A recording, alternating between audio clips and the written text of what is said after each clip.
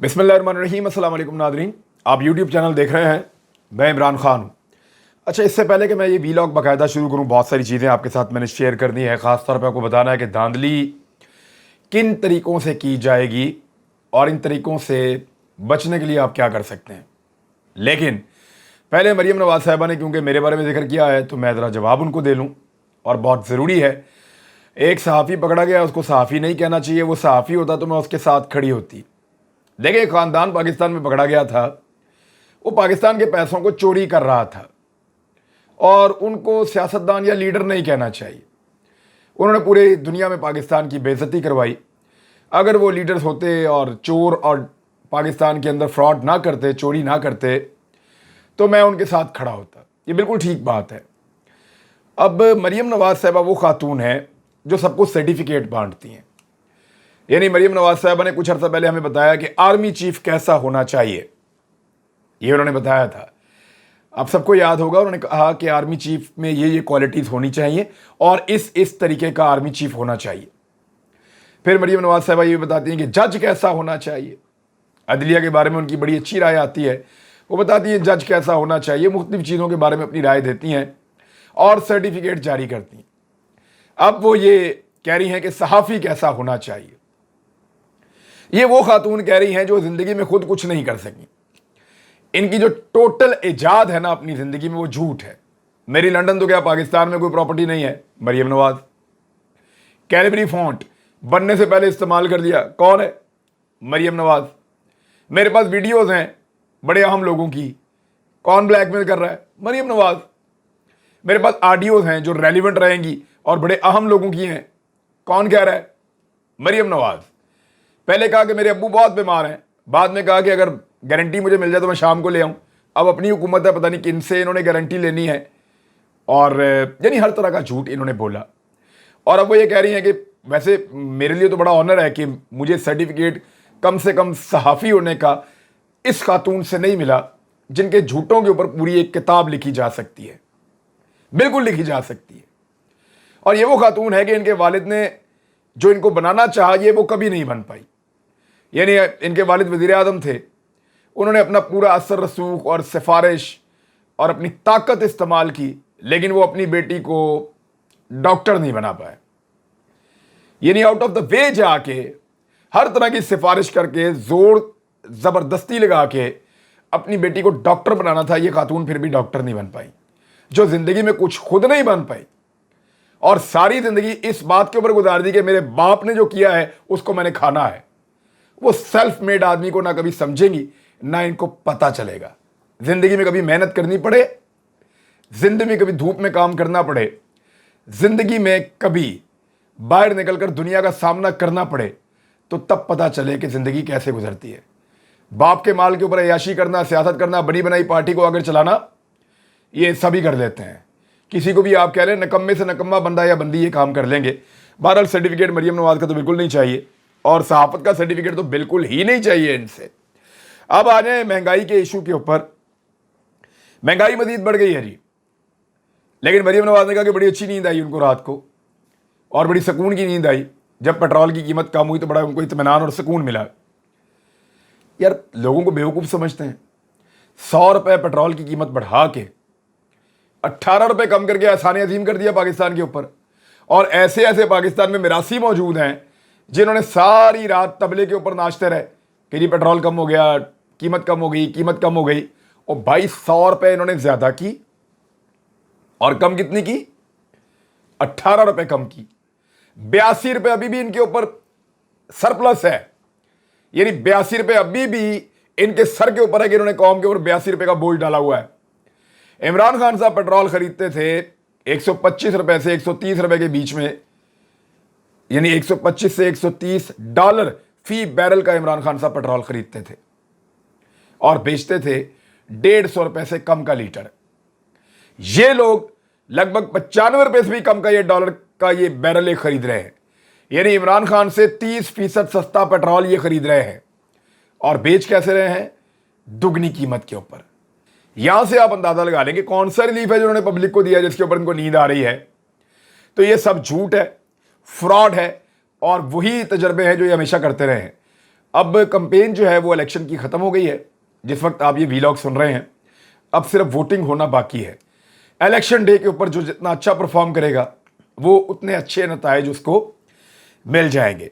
महंगाई के अंदर मज़ीद इजाफा हो गया है पाकिस्तान में, और लोगों को वोट डालने से पहले याद रखना चाहिए कि इस हुकूमत ने उनको महंगाई की किस दलदल में डाला है। इमरान खान के दौर में 11% से 13% तक महंगाई गई थी, सिंगल डिजिट पे भी रही थी, और कोरोना के बावजूद महंगाई इतनी ज़्यादा नहीं हुई, वो 13 को उन्होंने क्रॉस नहीं करने दिया इमरान खान साहब ने। अब इस वक्त महंगाई पता कितनी है? इस वक्त महंगाई है 33.12%, यानी 33.12% महंगाई इन्होंने कर दी है। लगभग 33.25% की महंगाई है। इतनी महंगाई कि इमरान खान साहब के दौर में जितनी महंगाई थी उससे 3 गुना महंगाई इन्होंने कर दी है। दुगना करें फिर 3 गुना करें, इतनी महंगाई इन्होंने बढ़ा दी है पाकिस्तान में। वोट डालने से पहले यह जरूर सोचिएगा कि आपके मुंह का नवाला कौन छीन रहा है और इस इंपोर्टेड सरकार ने आपके साथ क्या किया है। यानी अब तो लोटे खुद बताना शुरू हो गए कि अब इलेक्शन नहीं जीत रहे। जो नज़ीर चौहान है बेचारा, वो लोगों को टेलीफोन्स कर रहा है, उन्हें कह रहा है कि जी मुझे वोट दे दें, मुझे सपोर्ट दे दें। लोग आगे से उसकी बेइज्जती कह रहे हैं, हर जगह पे बेइज्जती हो रही है। दूसरी जानिब जो खुशाब वाला लोटा है, उसके बारे में एक बड़ी इंटरेस्टिंग खबर है, मैं आपको थोड़ा सा बता देता हूँ। वो कहते हैं बाहर निकलो तो लोग लोटा कहते हैं। ये खुशाब से पाकिस्तान तहरीक इंसाफ का जो मुनरिफ रुकन हुआ था, गुलाम रसूल संगा, उसका भाई अब वहाँ से इलेक्शन लड़ रहा है।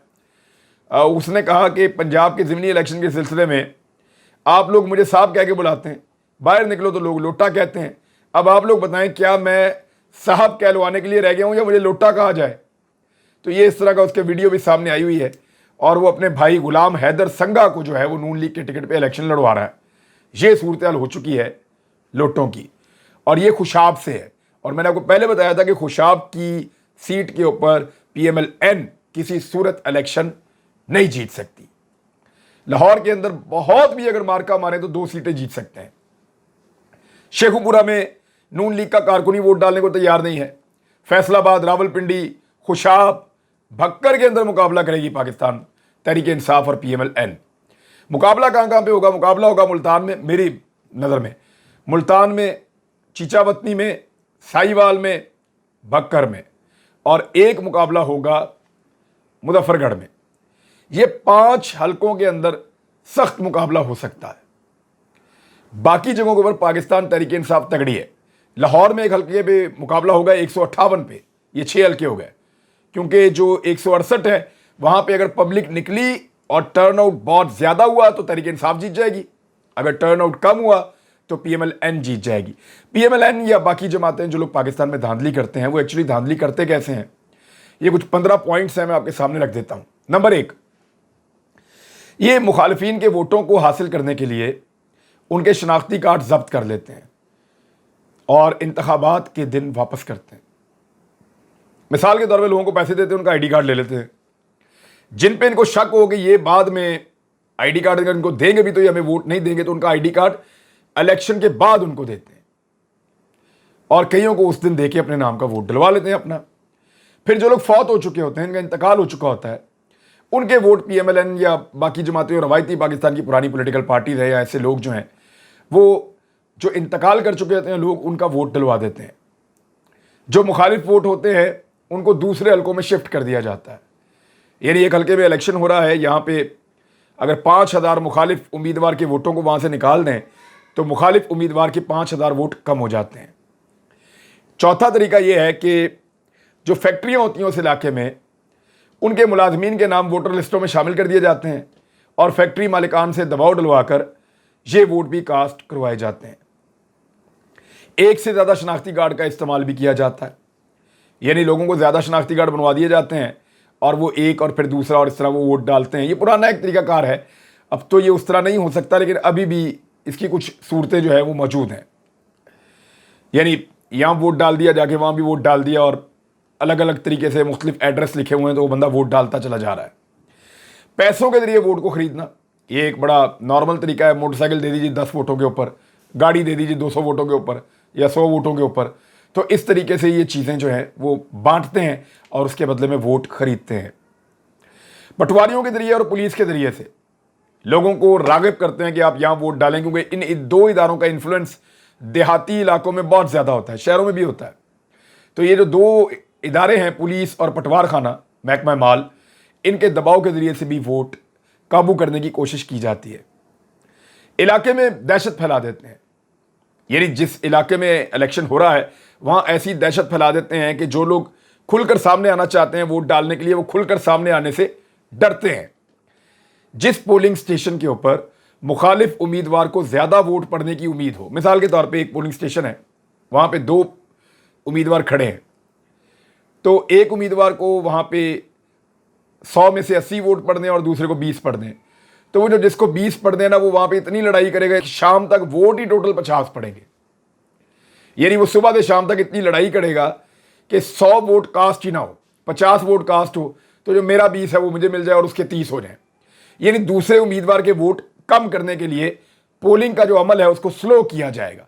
खास तौर पे उन जगहों पे सुस्त किया जाएगा जहां पे मुखालिफ उम्मीदवार को ज्यादा वोट पड़ने के इम्कानात हों।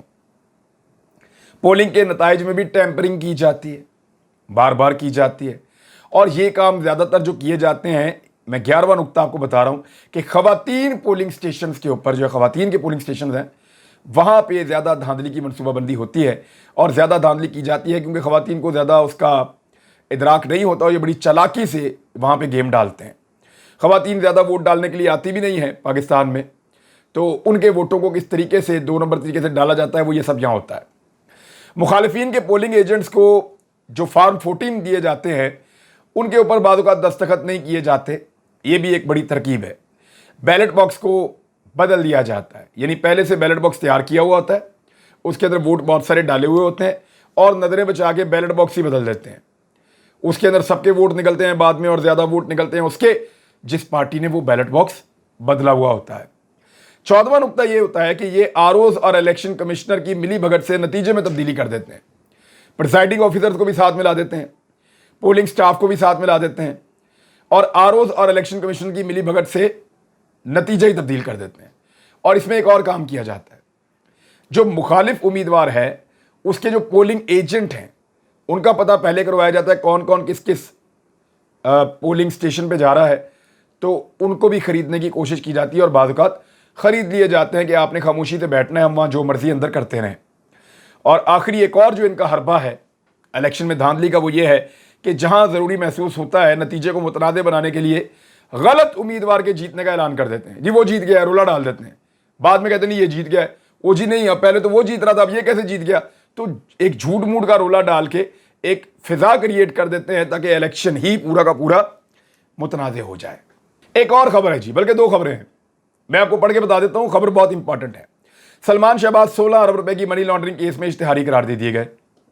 अब ये देखें, इनका वालिद जो है वज़ीर आज़म पाकिस्तान है, भाई जो है वज़ीर आला पंजाब है। क्या पाकिस्तान के साथ मजाक किया आप लोगों ने? खुदा की कसम सलाम करने को दिल करता है जैसा मजाक आपने पाकिस्तान के साथ कर दिया है। और किन को लाकर मुसल्लत कर दिया है? बाप वज़ीर आज़म है, बेटा वज़ीर आला है, वो दूसरा जो उसका भाई है या बेटा है सलमान शहबाज, वो 16 अरब रुपए की मनी लॉन्ड्रिंग केस में इश्तिहारी करार दे दिया गया। स्पेशल सेंट्रल कोर्ट में मनी लॉन्ड्रिंग के मुकदमे की समाअत के दौरान एफआईए के तफ्तीशी अफसर ने अपनी रिपोर्ट जमा करवाई है। इस मौके पर अदालत ने शहबाज शरीफ के बेटे सलमान शहबाज और ताहिर नकवी को इश्तिहारी करार देते हुए दोनों मुल्जिमान की जायदादों की तफसीलात तलब कर ली हैं। अब मामला यह है कि यह इश्तिहारी मिलेगा कहां पे? जब शहबाज शरीफ कोई अगला दौरा करेगा ना किसी मुल्क का, जब इंपोर्टेड वजीर आजम किसी और मुल्क का दौरा करने के लिए जाएगा, तो ये उनके पहलू में आपको मिलेगा। ये इश्तिहारी ना सिर्फ पहलू में मिलेगा बल्कि ये स्टेट प्रोटोकॉल ले रहा होगा उस मुल्क में, लगातार अपने वालिद के जाने से पहले से वहां पहुंच जाया होगा और जाके वहां पे प्रोटोकॉल ले रहा होगा। तो ये है जी सलमान शहबाज, जिसको इश्तिहारी करार दिया गया है पाकिस्तान के अंदर, और उसका भाई जो है वो वज़ीर आला पंजाब है और उसका वालिद जो है वो वज़ीर आज़म पाकिस्तान है। क्या मजाक आपने पाकिस्तान के साथ कर दिया, दुनिया के अंदर जो है मजाक बनाकर रख दिया पाकिस्तान को। Very unfortunate. और इसी चीज के ऊपर जो है पूरे पाकिस्तान को और सबको दुख होता है। नैब में जो तरामीम की गई हैं उसके खिलाफ इमरान खान साहब ने दरखास्त दी थी सुप्रीम कोर्ट ऑफ पाकिस्तान में। अच्छी खबर यह है कि उसके ऊपर एक बेंच तश्कील दे दिया गया है और बेंच में जो है वो चीफ जस्टिस ऑफ पाकिस्तान जो है उमर अता बंदयाल साहब, वो खुद उसके ऊपर जो है वो सरबराही करेंगे बेंच की। 3 रुकनी ये बेंच है। जस्टिस एजाजुल एहसन उस पर मौजूद हैं, जस्टिस मंसूर अली शाह ये भी उसके अंदर मौजूद हैं। उम्मीद करते हैं कि जिस तरह से सेक्शन 15, 14, 21, 23, 9, 14, 25, 24, 19A यानी जितने भी सेक्शंस को तब्दील किया गया है नैब के और उसके कानून को तबाह बर्बाद कर दिया गया है, उम्मीद की जाती है कि सुप्रीम कोर्ट ऑफ पाकिस्तान एहतसाब की जमानत को कायम रखते हुए नैब जैसे इदारे को बचाने की कोशिश करेगा। लेट्स सी होता क्या। अब तक के लिए इतनी, अपना ख्याल रखिएगा, अपने इस चैनल का भी। अल्लाह हाफिज़।